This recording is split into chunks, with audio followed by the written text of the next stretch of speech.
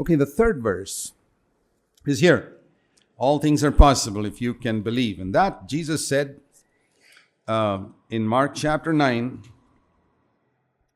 and verse 23. మూడవ వచనము mark సువార్త 9వ అధ్యాయం 23వ వచనం. నమ్ముట నీ వలన అయితే నమ్మువానికి సమస్తమును సాధ్యమే. All things are possible to him who believes. All things are possible if you can believe. నీవు నమ్మినట్లయితే సమస్తం సాధ్యమే. Now, if I were to ask you a question like, are all things possible to God? Sure.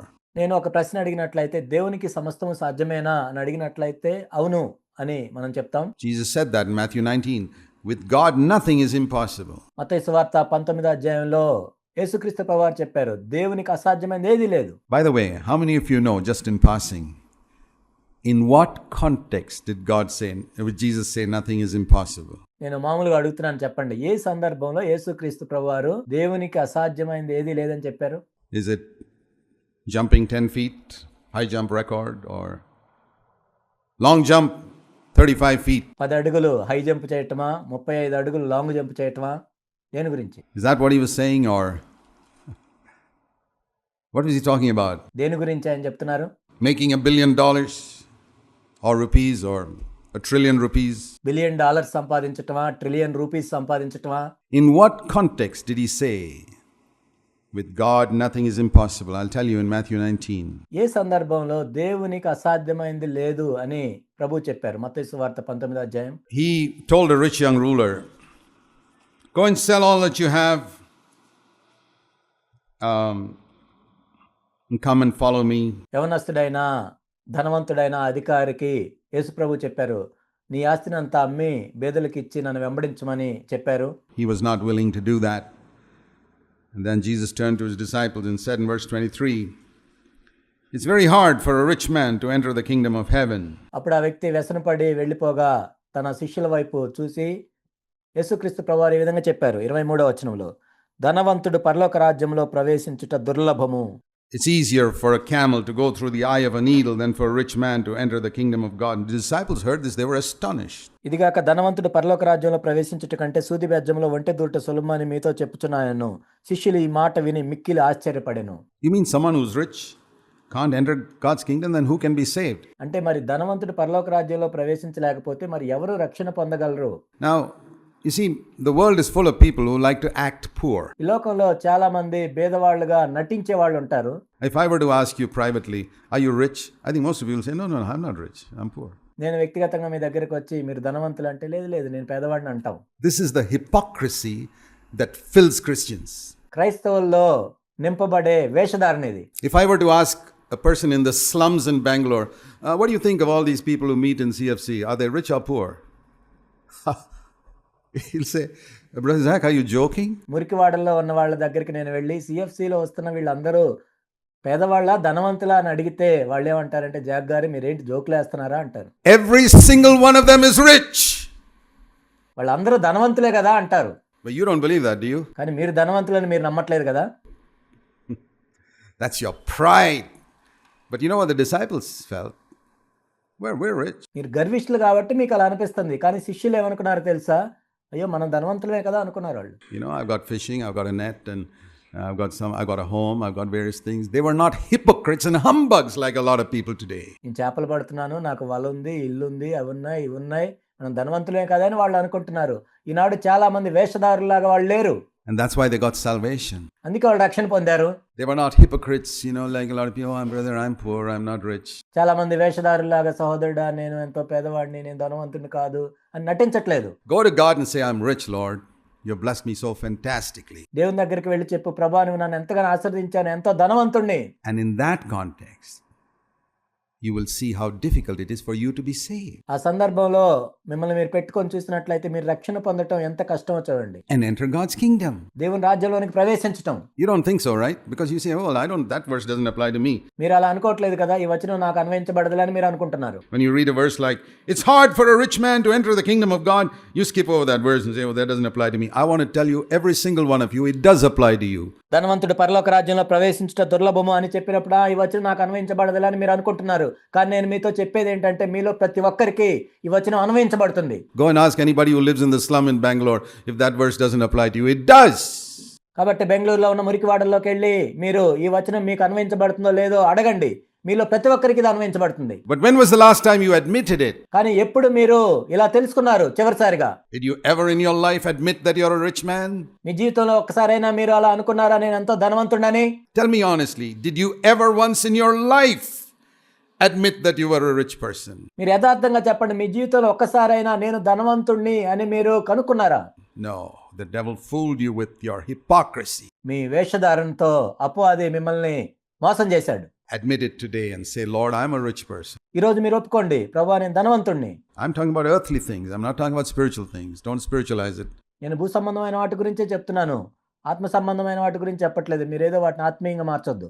I'm talking about in earthly material things. You are a rich person. నేను భౌతికంగా భూ సంబంధమైన వాటి గురించే చెప్తున్నాను, మీరు ధనవంతులు.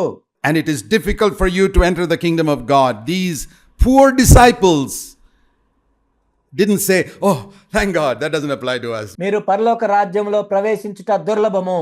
ఎంతో పేదవాళ్ళైన ఈ విశ్వాసులు, ప్రభువా మీకు వందనాలు, ఇది మాకు అన్వయించబడదని అనుకోలేదు. We are poor.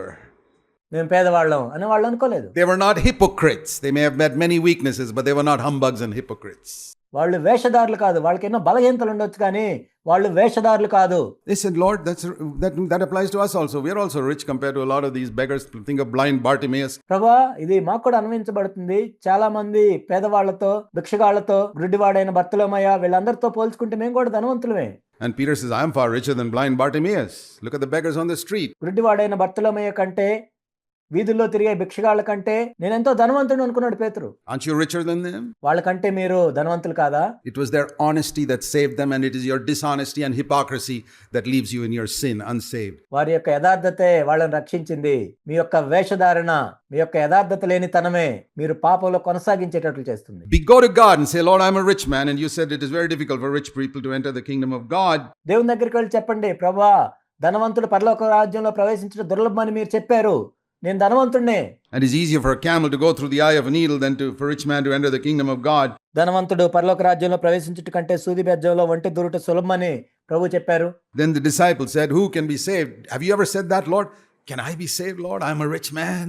అలాగైతే ఎవరు రక్షణ పొందగలరు అని శిష్యులు ప్రభుని అడుగుతున్నారు. నీవు ఎప్పుడైనా చెప్పావా, ప్రభువా నేను ధనవంతుడిని, నేను ఎలా రక్షణ పొందగలనని? Can I be saved? When was the last time or even once in your life that you ever went to God and said that? నేను ఎలా రక్షణ పొందగలను అని ఒక్కసారైనా మీ జీవితంలో చెప్పారా? చివరిసారిగా ఎప్పుడు చెప్పారు? You see how the devil's fooled so many Christians. Oh, you're poor. You're poor. అపవాది ఎలా మోసం చేస్తాడు చూడండి క్రైస్తవుల్ని. నువ్వు పేదవాడివి, నువ్వు పేదవాడివి. Hypocrites. Go to God and say, Lord, I'm not poor, I'm rich. వేషధారులారా దేవుని దగ్గరికి వెళ్ళండి, ప్రభువా నేనేమి పేదవాడిని కాదు, ధనవంతుణ్ణి. I look at every beggar and every person in the slum and say, I'm a millionaire compared to them. నేను ప్రతి భిక్షగాడిని చూసినప్పుడు, మురికివాడల్లో జీవిస్తున్న వాళ్ళని చూసినప్పుడు వాళ్ళతో పోల్చుకున్నట్లయితే నేను కోటీశ్వరుణ్ణి. How can I be saved? And Jesus said, this is impossible for you. నేను ఎలా రక్షణ పొందగలను అని అడిగినప్పుడు ప్రభు మీకు ఇది అసాధ్యం అని చెప్తాడు. This is impossible for you. But with God, all things are possible. మీకు అసాధ్యమేది, మనుషులకు అసాధ్యమే, కానీ దేవునికి సమస్తము సాధ్యము. God can even save a rich person like you. నీ వంటి ధనవంతుడిని కూడా దేవుడు రక్షించగలడు. If you will acknowledge it first, that you're rich. మొట్టమొదటిగా నీ స్థితిని నువ్వు గ్రహించుకున్నట్లయితే నువ్వు ధనవంతుడు అని. I did.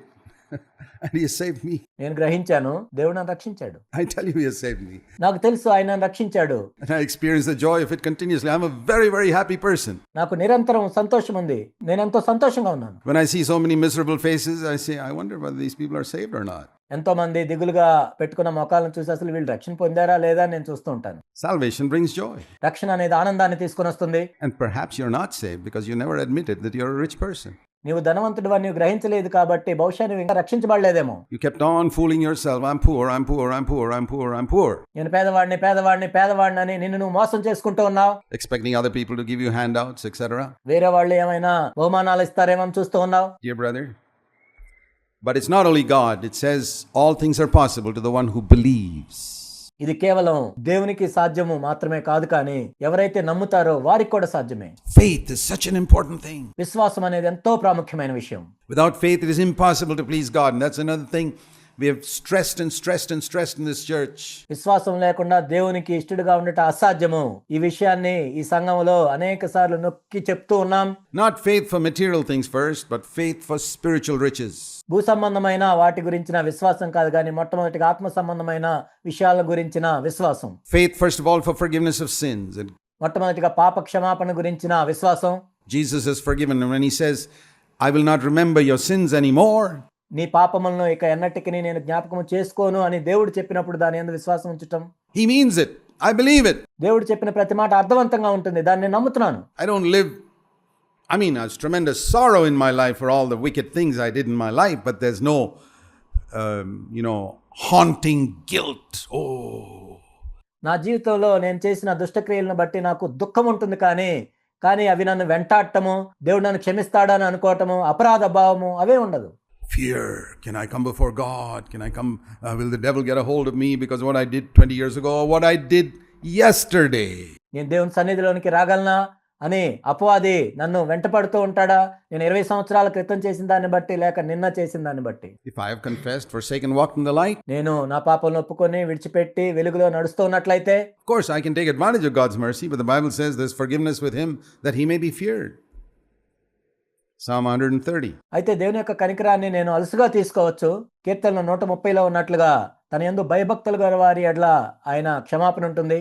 So, faith, first of all, that my sins are forgiven, that my past is blotted out. మొట్టమొదటిగా విశ్వాసం అనేది నా పాప క్షమాపణ నిమిత్తము నా గత జీవితంలో నేను చేసినవన్నీ తుడిచివేయటం. That even in all eternity there's no record of what I did because I repented and I turned. నిత్యత్వం అంతా కూడా అవి ఎక్కడ రికార్డ్ చేయబడి ఉండవు, ఎందుకంటే నేను పశ్చాత్తాపడి మారు మనసు పొందాను కాబట్టి. And I turned wholeheartedly to God and I was ruthlessly 100% honest. పూర్ణ హృదయంతో నేను దేవుని వైపు తిరిగాను కాబట్టి, నిర్దాక్షిణ్యంగా నేను ఎంతో యథార్థంగా ఉన్నాను కాబట్టి. I admitted my hypocrisy by pretending to be poor when I was rich. నేను ధనవంతుడయ్యిండి కూడా నేను ఎంతో పేదవాడిగా నేను నటించాను, దాన్ని ఒప్పుకున్నాను. I admitted all the hypocrisy in my life. నా జీవితంలో ఉన్న వేషధారణ అంతటి నేను ఒప్పుకున్నాను కాబట్టి. Honest, ruthlessly honest. God loves honest people. ఎంతో నిర్దాక్షిణ్యంగా యథార్థంగా దేవుని సన్నిధిలో ఉంటాం. దేవుడు యథార్థవంతుల్ని ప్రేమించేవాడు. He never helps humbugs and deceivers and hypocrites. Be honest with God.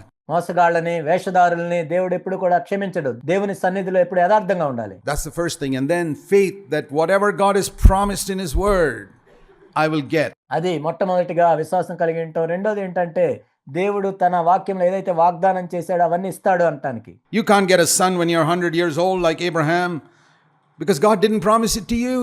నీకు 100 సంవత్సరాలు వచ్చినప్పుడు అబ్రహాము లాగా నీకు కుమారుడు కలగడు, ఎందుకంటే దేవుడు నీకేం వాగ్దానం ఇవ్వలేదు ఆ విషయంలో.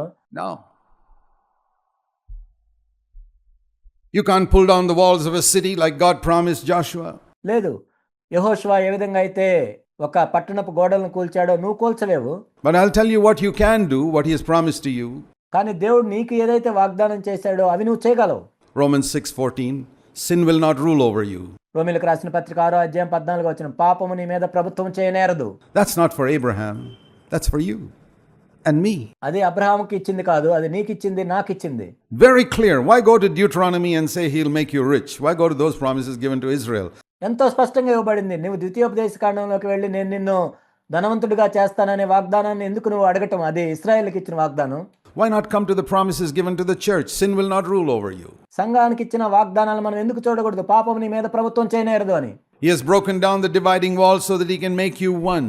మీ మధ్య ఉన్న గోడల్ని ఆయన కూల్చివేశాడు, ఆ విధంగా మీ ఉభయుల్ని ఏకము చేయలాగున. One with your wife, one with your husband, నీ భార్యతో భర్తతో ఏకమవునట్లు, one with your brothers and sisters. Those are the promises I want. నీ సహోదరులతో సహోదరులతో ఏకమవునట్లు అలాంటి వాగ్దానాలు నేను ఎత్తిపట్టుకోవాలి. And I want to believe that it is possible. ఇది సాధ్యమని నేను నమ్మాలి. It will never be possible if I don't believe. నేను నమ్మనట్లయితే ఇది సాధ్యం కానే కాదు. You hear a word in the pulpit that no sin will rule over you and say, oh well.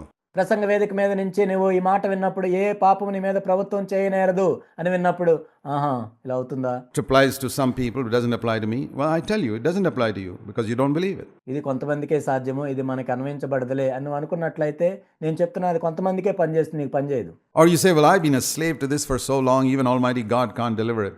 I agree. Almighty God cannot deliver you because of your unbelief. నేను ఈ విషయంలో అనేక సంవత్సరాల నుంచి బానిసగా ఉన్నాను. సర్వశక్తుడైన దేవుడు కూడా దీన్ని విడిపించలేడు అని నువ్వు అన్నట్లయితే నేను చెప్తున్నాను, దేవుడు కూడా విడిపించలేడు. You say, oh, but this is such a my anger, brother. You don't know, my grandfather was like that, and my father was like that, and I just inherited it. మీరు అనొచ్చు, అయ్యో నాకు ఎంత కోపం వస్తుందంటే మీకు తెలియదు, మా తాతకి ఎంత కోపం ఉంది, మా నాన్నకి ఎంత కోపం ఉంది, నేను వాళ్ళ దగ్గర నుంచి నాకు వారసత్వంగా వచ్చిందని నువ్వు అన్నప్పుడు, Okay, your son will also inherit it, your daughter will, your grandchildren will inherit. I tell you, your great grandchildren will inherit unless they break out of this wretched cycle of unbelief and say, no, I'm going to trust God. అప్పుడు నీ కుమారులకు వస్తుంది, నీ మనవాళ్ళకు వస్తుంది, నీ మునిమాళ్ళకు కూడా వస్తుంది. ఎందుకంటే ఈ అవిశ్వాసము అనే దాని నుంచి నువ్వు విడుదల పొందనట్లయితే. I don't care if all my ancestors were angry, I'm not going to be angry. నా పూర్వీకులందరూ ఎంత కోపిష్ఠులైనా నేను కోపిష్ఠిగా ఉండను. Because the Bible says sin will not rule over you. ఎందుకంటే బైబిల్ ఏం చెప్తుందంటే పాపము నీ మీద ప్రభుత్వము చేయనేరదు. Believe it. నమ్మండి. There are worse sinners than you who have overcome sin just because they believed. నీకంటే ఎంతో ఘోరమైన పాపులు వాళ్ళు పాపాన్ని జయించారు, ఎందుకంటే కేవలం వాళ్ళు నమ్మటం ద్వారా. God's promise is true. Abraham honored God by saying it may be impossible for other 100-year-old men to get children, but not for me because you promised me something. దేవుని యొక్క వాగ్దానాలు ఎంతో నమ్మదగినవి. మిగిలిన 100 సంవత్సరాల వయసున్న వాళ్ళకి పిల్లలు కలగపోయినా నీవు నాకు వాగ్దానం చేశావు కాబట్టి నాకు పిల్లలు కలుగుతారు అని అబ్రహాము దేవుని యందు విశ్వాసం ఉంచి ఆయన ఘనపరిచాడు. And I say, Lord, there may be 1,000,000 things that are impossible, but sin ruling over me, impossible. ప్రభువా, అనేక కోట్ల విషయాలు నేను చేయలేకపోవచ్చు, కానీ పాపము నా మీద ప్రభుత్వము చేయనేరదు. ఎందుకంటే పాపము నా మీద ప్రభుత్వం చేయటం అసాధ్యం. Because you promised sin will not rule over me. No sin. ఎందుకంటే నువ్వు వాగ్దానం చేశావు పాపం నా మీద ప్రభుత్వం చేయనేరదని. No judgmental spirit is going to rule over me because that's sin. ఇతరులను తీర్పు తీర్చే ఆత్మ నా మీద ప్రభుత్వం చేయనేరదు, ఎందుకంటే అది పాపం. No fear of demons. No. Demons cannot touch me. దయ్యముల గురించి భయపడాల్సిన అవసరం లేదు. దయ్యములు నన్ను ముట్టుకోలేవు. No black magic can touch you. ఏ బ్లాక్ మ్యాజిక్ కూడా నన్ను ముట్టుకోలేదు. Believe. If you believe, you can overcome everything. నువ్వు నమ్మినట్లయితే నీవు అన్నిటిని జయించవచ్చు. You can be an overcomer. నువ్వు జయించువానిగా ఉండొచ్చు. Who is he that overcomes the world but the one who believes? It says in 1 John 5, verse 3 to 5. మొదటి యోహాను 5:3-5 ఉంటుంది, ఆయన యందు విశ్వాసం ఉంచిన వాడే లోకాన్ని జయించగలడని. He who believes, the one who has faith, is the one who overcomes, not the one who determined and makes New Year resolutions, but the one who has faith. ఎవరైతే విశ్వాసం కలిగి ఉంటారో వాళ్ళే జయించగలుగుతారు. ఏదో నూతన సంవత్సరంలో తీసుకున్న తీర్మానాలను బట్టి వాటిని బట్టి కాదు. All things are possible to the one who believes. And I'll tell you something. నమ్ముట నీ వలన అయితే నమ్మువానికి సమస్తము సాధ్యమే. There are certain chronic sicknesses from which we could be healed if you believe. నీవు నమ్మినట్లయితే కొన్ని దీర్ఘకాలిక వ్యాధుల నుంచి నీవు స్వస్థత పొందొచ్చు. If you believe in God a little more than you believe in doctors. నీవు వైద్యులను నమ్మేదానికంటే ఎక్కువగా దేవుని యందు విశ్వాసం ఉంచినట్లయితే. I'm not against doctors. I thank God for doctors because they are also fighting against sickness. నేను డాక్టర్లకి ఏం వ్యతిరేకంగా లేను, ఎందుకంటే వాళ్ళు కూడా ఆ రోగానికి వ్యతిరేకంగా పోరాటం చేస్తున్నారు. I believe in medicines because that also helps in fighting against sickness. I believe in everything that fights against surgery, everything. నేను మెడిసిన్స్కి ఏం వ్యతిరేకం కాదు, శస్త్రచికిత్సలకి ఏం వ్యతిరేకం కాదు, ఇవన్నీ కూడా రోగానికి వ్యతిరేకంగా పోరాటం చేస్తున్నవే. But I say at the top of the list, medicines, new medicines, nurses, doctors, you know who's at the top? Medicines, కొత్తగా వచ్చే మెడిసిన్స్, నర్సులు, డాక్టర్లు, కానీ పైన ఏముంటుందో తెలుసా? Who's fighting disease and sickness? God, not the devil. God. వ్యాధులకు వ్యతిరేకంగా పోరాడేది ఎవరు తెలుసా? దేవుడు, అపవాది కాదు. So I'm just going to the top of the chain. ఆ చైన్లో నేను పైకి వెళ్తాను. I thank God for all these people. You know, in a hospital, there are orderlies and there are nurses and there are so many people up the chain, and I hope you always see at the top is God. మీరు హాస్పిటల్లో చూసినట్లయితే నర్సులు ఉంటారు, డాక్టర్లు ఉంటారు, ఇంకా రకరకాల వాళ్ళు ఉంటారు, కానీ ఆ చైన్లో పైకి మీరు వెళ్ళినట్లయితే దేవుడు ఉంటాడు. That's what I see. I am thankful for all these people. వీళ్ళందరిని బట్టి నేను కృతజ్ఞతలు తెలియజేస్తాను, కానీ నేను దేవుడిని చూస్తాను. Just like in a hospital, I don't get rid of all the nurses and orderlies, say I only want the top doctor. No, I use all of them. హాస్పిటల్లో కూడా నర్సులందరినీ తీసివేసి నర్సులు ఎవరు అవసరం లేదు, నాకు టాప్లో ఉన్న డాక్టర్నే చూస్తానంటే కుదరదు. But I always remember at the top there's God, the greatest specialist of all. కానీ నేను మొట్టమొదటిగా పై భాగంలో చూసేది ఏంటంటే దేవుడు అందరికంటే కూడా specialist. I want his opinion. నాకు ఆయన అభిప్రాయం కావాలి. Tell me, whose opinion would you rather take? చెప్పండి, మీరు ఎవరి అభిప్రాయాన్ని తీసుకుంటారు? The opinion of some junior nurse who got her degree last week? మీరు ఒక జూనియర్ నర్సు యొక్క అభిప్రాయాన్ని తీసుకుంటారా? తన డిగ్రీ గత వారంలోనే పొందిన నర్సు యొక్క అభిప్రాయాన్ని తీసుకుంటారా? Or senior doctor who's been experienced for 50 years head of the department? లేక 50 సంవత్సరాల నుంచి పనిచేస్తూ హెడ్ ఆఫ్ ద డిపార్ట్మెంట్ గా ఉన్న డాక్టర్ యొక్క అభిప్రాయాన్ని తీసుకుంటారు? చెప్పండి. Tell me. Shall we go a little higher up the chain and get the opinion of Almighty God? ఇంకా మనం పైకి వెళ్ళి సర్వశక్తిమంతుడైన దేవుని యొక్క అభిప్రాయాన్ని తీసుకుందామా? What does he think about that terrible sickness you have? ఆ భయంకరమైన వ్యాధి గురించి అసలు ఆయన ఏమనుకుంటున్నాడు? I am just encouraging you to go to the top of the chain, that's all. మీరు ఆ చైన్ యొక్క టాప్ లోకి వెళ్ళాలని మిమ్మల్ని ప్రోత్సహిస్తున్నాను అంతే. And say, Lord, I always went up to the second person. ప్రభువా, నేను ఎప్పుడు కూడా ఆ సెకండ్ పర్సన్ దగ్గరికే వెళ్ళాను. Now onwards I want to go to the top. ఇప్పటి నుంచి నేను ఆ మొదటి వ్యక్తి దగ్గరికి వెళ్ళాలనుకుంటున్నాను. And get your opinion. What do you think about this? ఆయన యొక్క అభిప్రాయాన్ని తెలుసుకోవటానికి దీని గురించి మీరు ఏమనుకుంటున్నారు? I have trusted God for healing many times in my life. నా జీవితంలో స్వస్థత కోసం అనేకసార్లు నేను ప్రభువుయందు నమ్మకించాను. Many times. అనేకసార్లు. God has never let me down. దేవుడు ఎప్పుడు నన్ను నిరాశపరచలేదు. I'm not saying that as long as we live in the world we'll never get sick. We live in a world which is under the curse. మనం ఈ భూమి మీద జీవించినంత కాలం మనకేమి రోగములు రావు, వ్యాధులు రావు అని నేను చెప్పటం లేదు. ఇక్కడ శపించబడిన ఈ భూమి మీద మనం జీవిస్తూ ఉన్నాం. There are sicknesses, there are weaknesses for which I don't have an explanation. కొన్ని రోగాలు వస్తాయి, వ్యాధులు వస్తాయి, కొన్ని బలహీనతలు వస్తాయి. వాటిని నేనే వివరించలేను. There are believers who get sick. అనేక మంది విశ్వాసులకు కూడా వ్యాధులు వస్తూ ఉంటాయి. Elisha died of a sickness, but he was about 90 years old when he died. Elisha ఒక వ్యాధితోనే మరణించాడు. అయితే ఆయనకి అప్పటికి 90 సంవత్సరాల వయసు. But it says he died of a sickness, ఒక వ్యాధితోనే ఆయన మరణించాడు. which he never got healed from. He who raised the dead died of a sickness. చనిపోయిన వారిని తిరిగి లేపిన వ్యక్తి ఒక రోగంతో ఆయన మరణించాడు. Yeah, God allows that sometimes. Paul was sick దేవుడు కొన్నిసార్లు అనుమతిస్తాడు. పౌలుకు కూడా ఒక వ్యాధి వచ్చింది. with a thorn in the flesh that he never got healed because to keep him humble. So there are reasons sometimes. ఆయన శరీరంలో ఒక ముళ్ళు ఉంది, దాని నుంచి ఆయన స్వస్థపరచబడలేదు. కాబట్టి దేవుడు అలా ఎందుకు చేస్తా అంటే కొన్ని కారణాలు ఉంటాయి. Why God allows sickness, and sometimes because of a world in which there is a curse. దేవుడు ఎందుకు అనుమతిస్తాడు అనేక రోగములు అంటే శపించబడిన ఈ లోకంలో మనం జీవిస్తూ ఉన్నాం. We all suffer. You can't walk on this earth and say a thorn will never get into my foot. మీరు ఈ భూమి మీద నడుస్తూ నాకు అసలు ముళ్ళు గుచ్చుకోదు అని చెప్పడానికి లేదు. Neither can I walk on this earth and say I'll never get a cold, I'll never get a fever. నాకు జలుబు చేయదు, నాకు జ్వరం రాదు అని ఈ భూమి మీద నడుస్తూ మనం చెప్పలేము. That's like saying I'll never get a thorn in my foot. ఇది ఎలా ఉంటుందంటే నా కాల్లో ముళ్ళు గుచ్చుకోదు అని చెప్పినట్టుగా ఉంటుంది. Or I'll never injure my hand. లేక నా చెయ్యికి ఎప్పుడు దెబ్బ తగలదు అన్నట్లుగా ఉంటుంది. Who can say that? I'll say that in heaven. But on this earth, there are many things that can happen, including sickness. ఎవరు చెప్పగలరు? పరలోకంలో అయితే అలా చెప్పగలం, కానీ ఈ భూమి మీద మనం ఉన్నప్పుడు అనేక విషయాలు జరుగుతూ ఉంటాయి.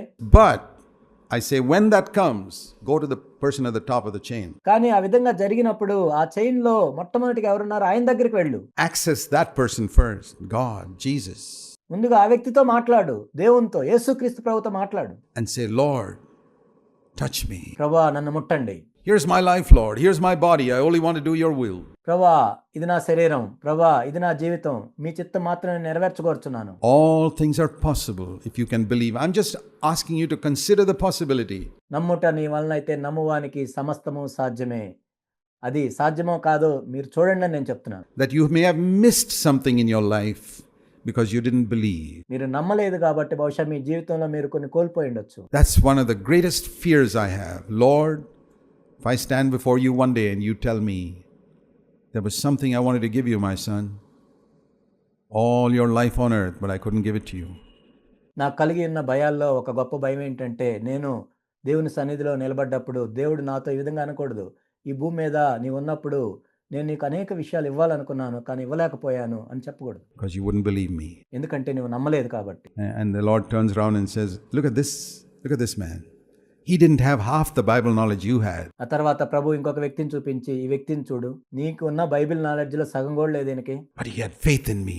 కానీ ఇతడు నా యందు నమ్మకం ఉంచాడు. And look what he got in his life. Let me show you the videotape of his life. తన జీవితాన్ని చూడని వీడియో టేపు ఆయన ప్రదర్శించినప్పుడు, And I look at the videotape of his life and say, Lord, You mean that guy with half my Bible knowledge got all that on earth and accomplished so much for you? ప్రభువా నాకంటే సగం Bible knowledge ఉన్న వ్యక్తి మీ యందు నమ్మిక ఉంచి మీకోసం ఇన్ని సాధించాడా? The Lord says, yes. How is that? He trusted. అప్పుడు ప్రభు చెప్తాడు అవును అని. ఎలా ఇది సాధ్యమైందంటే ఆయన నమ్మాడు. And you gloried in your knowledge of holiness and knowledge of this and knowledge of that. కానీ నువ్వైతే బైబిల్ జ్ఞానం గురించి, పరిశుద్ధతకు సంబంధించిన జ్ఞానం గురించి, దాని గురించి అతిశయించావు. But he trusted me. కానీ ఆ వ్యక్తి నన్ను నమ్మాడు. And he got something. అతను నా ఎదురు నుండి పొందాడు. And you went to this doctor and that doctor and the other specialist and the other specialist. నువ్వేం ఆ డాక్టర్ దగ్గరికి వెళ్ళావు, ఈ డాక్టర్ దగ్గరికి వెళ్ళావు, ఆ స్పెషలిస్ట్ దగ్గరికి వెళ్ళావు, ఈ స్పెషలిస్ట్ దగ్గరికి వెళ్ళావు. This chap didn't have the money to do all that. He trusted me and he got healed. ఇతని దగ్గర డబ్బులే లేవు, కానీ అతను నమ్మాడు కాబట్టి స్వస్థత పొందాడు. Is it possible? I believe we will hear such stories when we get to heaven. ఇది సాధ్యమా? పరలోకానికి వెళ్ళిన తర్వాత ఇలాంటి కథలు మనం వింటాం. That some people with half our Bible knowledge pleased God more.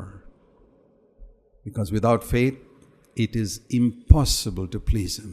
ఎందుకంటే మనకున్న బైబిల్ నాలెడ్జ్లో సగం కూడా లేని వాళ్ళు దేవుని సంతోషపరుస్తారు. ఎందుకంటే విశ్వాసం లేకుండా దేవునికి ఇష్టడై ఉండుట అసాధ్యం.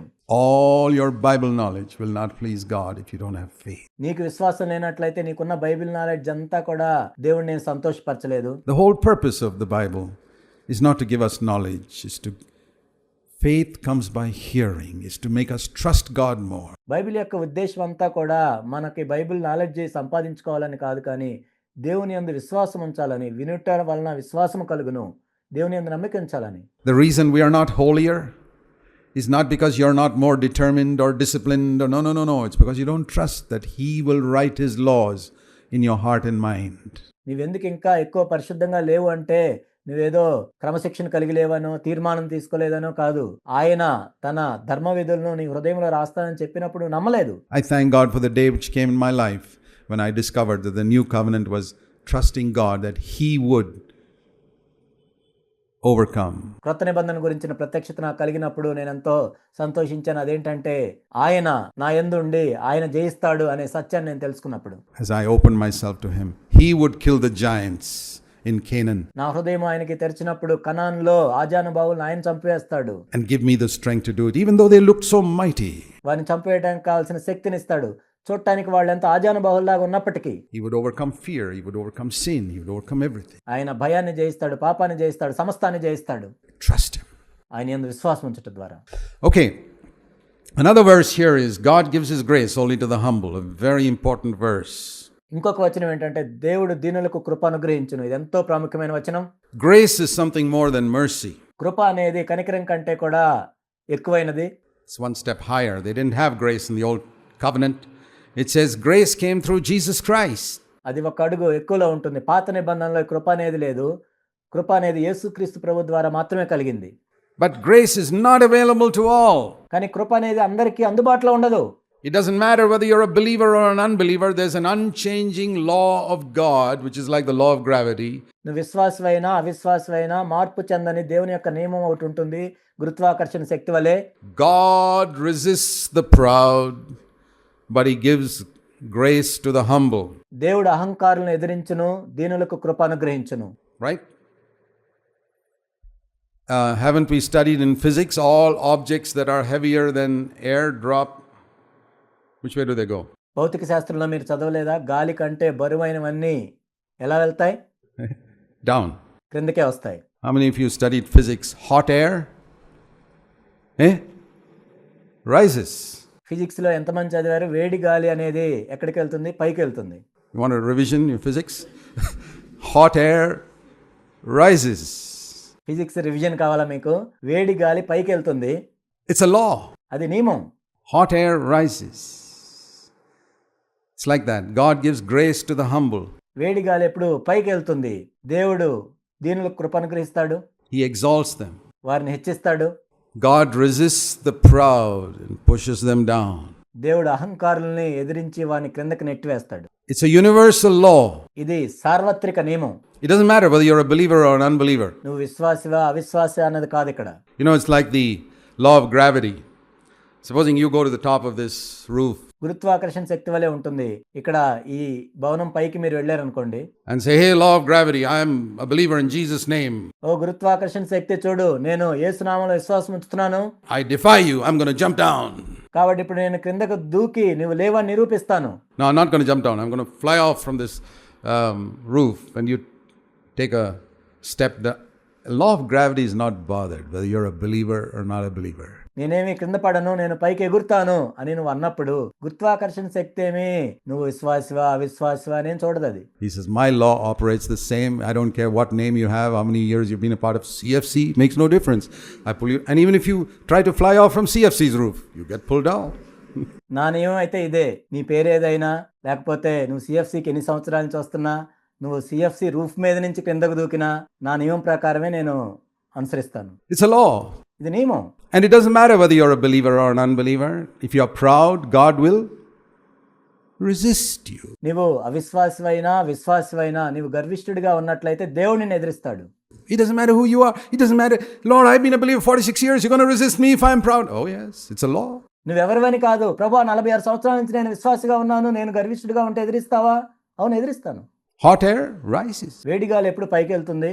If you humble yourself, God will give you grace. It's 1 Peter chapter 5 verse 5. నిన్ను తగ్గించుకున్నట్లయితే దేవుడు నీకు కృపను అనుగ్రహిస్తాడు. 1 పేతురు 5:5. God gives grace to the humble. He resists the proud. దేవుడు దీనులకు కృప అనుగ్రహించును, అహంకారులను ఎదిరించును. Okay. Who are the people resisting you? The devil. Your lusts. నిన్ను ఎదిరించే వాళ్ళు ఎవరు? మొట్టమొదట అపవాది ఎదిరిస్తాడు. నీ దురాశలు నిన్ను ఎదిరిస్తూ ఉంటాయి. Some of you may have other people like your wife or husband and neighbors and enemies. I don't know. కానీ మీలో కొంతమందికి భార్య, భర్త, పొరుగు వాళ్ళు, శత్రువులు వాళ్ళు కూడా ఉండొచ్చు. But these two apply to all, the devil and our lusts. కానీ అపవాది మన దురాశలు అనేవి అందరికీ ఉంటాయి. Imagine on top of that, if God says, hey, I'm also going to resist you. You think there's any hope for you? చూడండి, వీటన్నిటికీ పైగా దేవుడు కూడా నేను ఎదిరిస్తున్నాను అంటే అసలు నీకు నిరీక్షణ ఉందా? If God's keeping on pushing you back, you got to be a fool to think you're going to make progress. దేవుడు నిన్ను వెనక్కి నెడుతూ ఉన్నట్లయితే నేనేదో ముందుకెళ్తున్నాను అనుకోవటం నీ బుద్ధి ఎంత? Why haven't you made progress more than you should have? ఎందుకు నువ్వు ఎదగాల్సినంత ఎందుకు ఎదగలేదు? Perhaps because God is also resisting you. బహుశా దేవుడు కూడా నిన్ను ఎదిరిస్తూ ఉన్నాడేమో. Now think on the other side. You know, I picture that verse in 1 Peter 5 verse 5 and 6 like this. ఇంకొక వైపుకు చూసినట్లయితే 1 పేతురు 5:5-6 వచనాలు నేను ఈ విధంగా చూస్తూ ఉంటాను. If I'm proud, God comes in front of me and keeps on pushing me back. నేను అహంకారిగా ఉన్నట్లయితే దేవుడు నా ముందుకు వచ్చి వెనక్కి నెడుతూ ఉంటాడు. And if I'm humble, God comes behind me and keeps on pushing me forward. నేను దీనుడిగా ఉన్నట్లయితే దేవుడు నా వెనక నిలబడి ముందుకు నెడుతూ ఉంటాడు. And then does it matter who's trying to push me back? The devil, lusts, wife, husband, neighbors. అప్పుడు నన్ను ముందు నుంచి వెనక్కి నెట్టే వాళ్ళు ఎవరైనా సరే, అపవాదైనా, నా దురాశలైనా, భార్య అయినా, భర్త అయినా, పొరుగు వాళ్ళైనా, శత్రువులైనా, The whole world. ఈ లోకమంతా కూడా నన్ను ఎదిరించిన. I've often thought of it like this. Lord, can you make me so bold and have such faith in your grace that even if all the 6.5 billion people in the world oppose me, I'll just keep moving on in victory. I believe that. తరచుగా నేను ఈ విధంగా దేవుడిని అడుగుతూ ఉంటాను, ప్రభువా నీ కృపను బట్టి నేను ఈ విధంగా అర్చించేటట్లు నన్ను చేయండి. ఈ లోకంలో ఉన్న 650 కోట్ల మంది అంతా కానీ నన్ను ఎదిరించిన నీ కృప నాకున్నట్లయితే నేను భయపడను, ధైర్యంగా ఉంటాను. I only need Almighty God on my side. నా పక్షంగా సర్వశక్తిమంతుడైన దేవుడు మాత్రమే ఉండాలి. And I'll tell you this, if you want Almighty God on your side, one simple rule, humble yourself. కాబట్టి సర్వశక్తిమంతుడైన దేవుడు నీ పక్షముగా ఉండాలి అంటే ఒక సాధారణమైన నియమాన్ని మీరు అనుసరించాలి. అదేంటంటే నిన్ను నువ్వు తగ్గించుకో. Humble yourself always. ఎల్లప్పుడూ నిన్ను నువ్వు తగ్గించుకో. Always go down. That's the way Jesus went. ఎల్లప్పుడూ కూడా క్రిందకి దిగి వెళ్తూ ఉండు. యేసుక్రీస్తు ప్రభువారు అదే చేశారు. Don't go the way the devil went, of going up and up and up. Don't seek position, honor. అపవాది వెళ్ళిన మార్గాన్ని వెళ్ళొద్దు. పైకి ఏదో పొజిషన్ గురించి, ఘనత గురించి. In the world or in the church or anywhere, so Lord, my choice is to go down. ఈ లోకంలో అయినా, సంఘంలో అయినా, మరి ఎక్కడైనా సరే, ప్రభువా నేను ఎప్పుడు క్రిందకి దిగి వెళ్ళటానికే నేను ఏర్పరచుకుంటాను. I've experienced that for years. అనేక సంవత్సరాల నుంచి దీన్ని నేను అనుభవిస్తున్నాను. And I'll tell you a great secret for humility. దీనత్వం కలిగి ఉండటానికి గొప్ప రహస్యం మీకు నేను చెప్తాను. You know, it's very difficult to be humble when God blesses you. దేవుడు నిన్ను ఆశీర్వదించినప్పుడు దీనునిగా ఉంటే ఎంత కష్టం. Shall I tell you how to be humble when God blesses you? దేవుడు నిన్ను ఆశీర్వదించినప్పుడు కూడా దీనునిగా ఎలా ఉండాలో నన్ను చెప్పమంటావా? Listen, if you will, to my advice. వినండి, నేను చెప్పే సలహాను వినండి. Don't compare yourself with human beings. ఏ ఒక్క మనిషితో కూడా నువ్వు పోల్చుకోవద్దు. Compare yourself always with Jesus Christ alone. ఎల్లప్పుడూ కూడా యేసుక్రీస్తు ప్రభువుతో మాత్రమే పోల్చుకో. I'm telling you what I've tried to do for 46 years. 46 సంవత్సరాలుగా నేను ఏదైతే చేస్తున్నానో అదే చెప్తున్నాను మీకు. I refuse to compare myself with human beings even though the devil often tempts me to do it. Even now.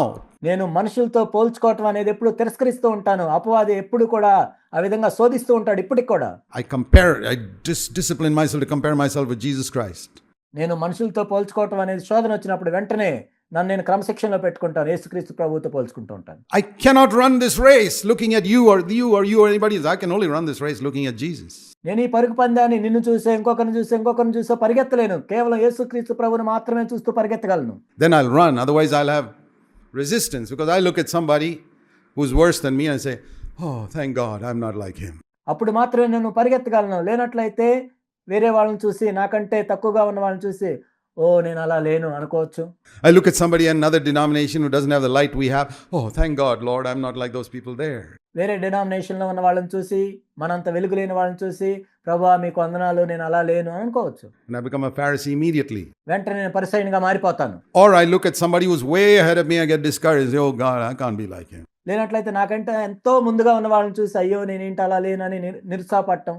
But when I don't look at any of these people, I don't get proud and I don't get discouraged. కానీ నేను ఇలాంటి వారిని ఎవరిని చూడనప్పుడు నేను గర్వించను, నిరుత్సాహపడను. I look at Jesus. There's enough to humble me because I say, "Lord, I've got a long way to go," and I never get discouraged looking at Jesus because he always encourages me. కానీ యేసు ప్రభువుని మాత్రమే చూసినప్పుడు ప్రభువా నేను ఇంకా ఎంతో సరి చేసుకోవాల్సి ఉంది అని మనం అనుకుంటాము.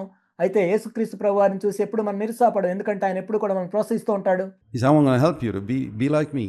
నీవు నా వలే ఉండటానికి నేను నీకు సహాయం చేస్తాను అంటాడు ప్రభు. So God gives his grace to the humble. Remember that. కాబట్టి దేవుడు దీనులకు కృప అనుగ్రహిస్తాడు. దీన్ని ఎల్లప్పుడూ కూడా గుర్తుపెట్టుకోండి. Number 5. It is more blessed to give than to receive. 5వ వచనం ఏంటంటే పుచ్చుకొనుట కంటే ఇచ్చుట ధన్యము. I sometimes wonder whether we should put that up in front. ఒకసారి మనం ఇంకా దాన్ని ముందు పెట్టాలని నేను అనుకుంటాను. It's more blessed to give than to receive. పుచ్చుకొనుట కంటే ఇచ్చుట ధన్యము. Because a lot of people, that's, Acts 20 verse 35. In this church, we have never taken an offering for 30 years. ఇది అపోస్తల కార్యములు 20వ అధ్యాయం 35వ వచనంలో ఉంటుంది. అనేక మంది ఏమనుకుంటారంటే 35 సంవత్సరాలుగా ఈ సంఘంలో కానుకలు పట్టడం అనేది మనం చేయలేదు. No preacher in this church or in any of our churches is supported by the offerings of our churches. ఈ సంఘంలో కానీ మన ఇతర సంఘాల్లో కానీ ఏ బోధకుడు కూడా సంఘంలో వచ్చే కానుకల ద్వారా పోషించబడట్లేదు. Everyone trusts God for their need or works and earns their own living like the Apostle Paul. ప్రతి ఒక్కరు కూడా వాళ్ళ అవసరాలను గురించి దేవుని యందు నమ్మకించటం లేక పౌలు వలె వాళ్ళ అవసరాల నిమిత్తం వాళ్ళ పని చేసుకోవటం. And we preached against tithing because we say tithing is old covenant. మనం దశమ భాగానికి వ్యతిరేకంగా బోధించాము. ఎందుకంటే అది పాత నిబంధనకు సంబంధించింది కాబట్టి. Never preached in the New Testament. We believe in the epistles.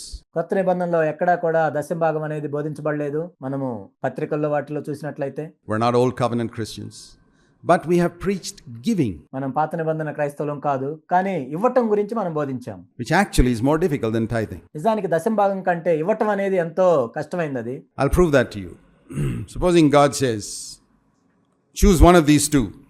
All of you choose one of these two. నేను ఎలానో మీకు వివరిస్తాను. ఉదాహరణకి దేవుడు ఈ విధంగా చెప్పాడు అనుకోండి, ఈ రెండిట్లో మీరందరూ కూడా ఒకటి ఎంచుకోండి అని చెప్తే, give me 10% of your income every month and I'll be happy with you. ప్రతి నెల మీ ఆదాయంలో 10% నాకు ఇవ్వండి, నేను సంతోషంగా ఉంటాను అని చెప్పాడు అనుకోండి. Or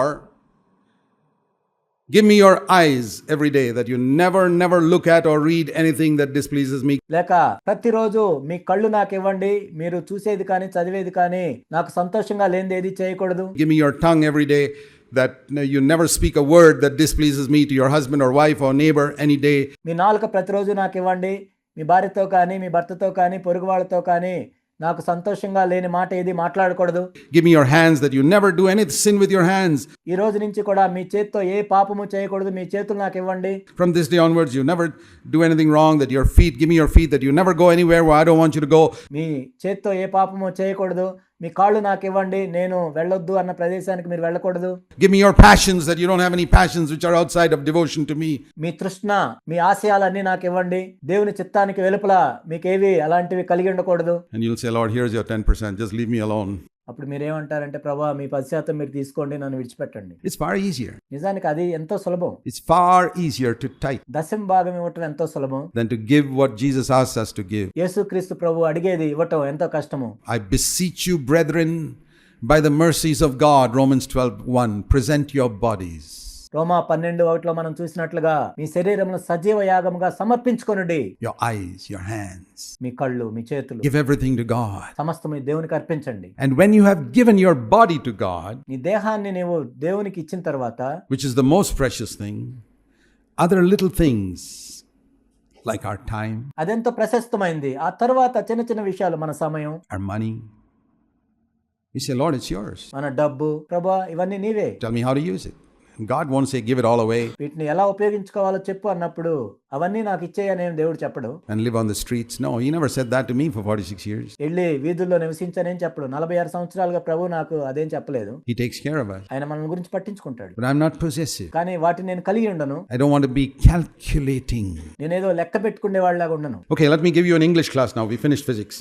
Come to English now. ఇప్పుడు ఫిజిక్స్ అయిపోయింది, ఇంగ్లీష్ క్లాస్ చెప్తాను. How many of you can spell the word? You know, a lot of people look miserable. Can you all spell it? That's an easy word. మీలో ఎంతమంది miserable అనే దానికి spelling చెప్పగలరు? చాలా మంది మనకు అలా కనపడుతుంటారు. ఇది సులభమైన మాటే. Not like some of these difficult English words. Miserable. ఏదో కష్టమైన ఇంగ్లీష్ మాట కాదు, miserable. Okay, all the smart people, tell me the first 5 letters in miserable. కాబట్టి బాగా తెలివితేటలు కలిగిన వాళ్ళు మీరు అందరూ చెప్పండి. మిజరబుల్ లో మొట్టమొదటి 5 లెటర్స్ మీరు చెప్పండి. What's it? Got it? ఏంటది? తెలిసిందా మీకు? Okay, now question. Why are you so miserable? ఇప్పుడు చెప్పండి, మీరు ఎందుకు అంత దౌర్భాగ్యంగా మిజరబుల్ గా ఉన్నారు? Got the answer. It's an English class, by the way. మీకు జవాబు వచ్చింది. ఇది ఒక ఇంగ్లీష్ పాఠం ఇది. Are you a miser? All misers are miserable. మీరు మైజర్ అంటే పిసినారులుగా ఉన్నారా? పిసినారులు అందరూ కూడా దౌర్భాగ్యంగా ఉంటారు. It's true. నిజం. We need to recognize that. దాన్ని మనం గ్రహించాలి. Grumpy. Misers are usually long-faced. ఎంతో నిరుత్సాహంగా ఉంటారు, ఏదో ముఖం దిగాలుగా పెట్టుకొని ఉంటారు. They always think of what they can get. వాళ్ళకి ఎప్పుడు కూడా నాకేం వస్తుందనే చూస్తారు. They come to the church even and they think of what they can get. వాళ్ళు సంఘానికి వచ్చి కూడా నేనేం పొందుకోగలననే చూస్తారు. They think there are other people poorer than me.